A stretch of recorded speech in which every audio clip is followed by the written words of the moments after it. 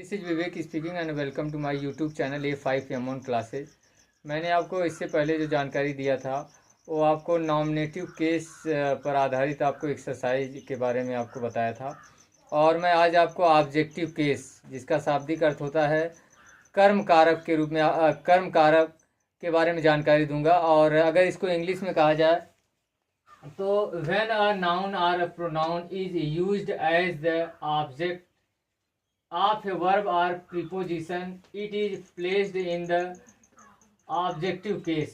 हिंदी में कहा जाए तो जब कोई संज्ञा या सर्वनाम किसी क्रिया या संबंध सूचक अव्यय के कर्म के रूप में प्रयोग हो तब वह संज्ञा या सर्वनाम ऑब्जेक्टिव केस में होता है।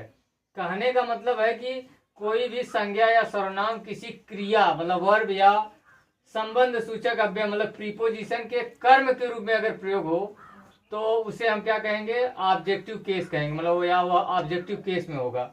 जैसे इसमें नोट नंबर 1 है, जो संज्ञा या सर्वनाम सकर्मक क्रिया ट्रांजिटिव वर्ब या संबंध सूचक अव्यय के बाद आता है ऑब्जेक्टिव केस कहलाता है। कहने का मतलब सकर्मक ट्रांजिटिव या सकर्मक क्रिया क्या है, ऐसा वाक्य जिसमें कहने मतलब कर्म हो, तो उस क्रिया को, उस वाक्य की जो क्रिया रहेगी उसको हम कहेंगे ट्रांजिटिव वर्ब। और नंबर 2 है, वाक्य में क्रिया के साथ अगर क्या या अंग्रेजी में व्हाट या किसे या किसको इंग्लिश में कहा जाए तो होम लगाकर प्रश्न करने पर जो उत्तर प्राप्त होता है वह ऑब्जेक्टिव केस कहलाता है।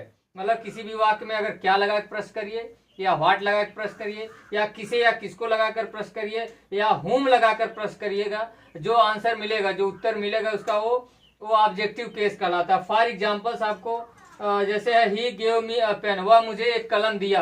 अब इसमें होम लगा के प्रश्न करिए, whom did he give a pen, वह किसको एक कलम दिया, आंसर है मुझे, मतलब मी हो गया आपका ऑब्जेक्टिव केस। इसमें अगर व्हाट लगा के प्रश्न करिए, what did he give me, वह मुझे क्या दिया, आंसर आपको मिला अ पेन माने एक कलम, मतलब यहाँ मी भी आपका हो गया ऑब्जेक्टिव केस, अ पेन भी, मतलब मी अ पेन इसमें आपका इस वाक्य में हो गया ऑब्जेक्टिव केस। और नेक्स्ट डे मैं आपको पार्ट 2 के बारे में जानकारी दूंगा। ये पार्ट 1 मैंने आपको बताया था, एग्जाम्पल के बारे में जानकारी दूंगा। Thanks for watching my YouTube channel.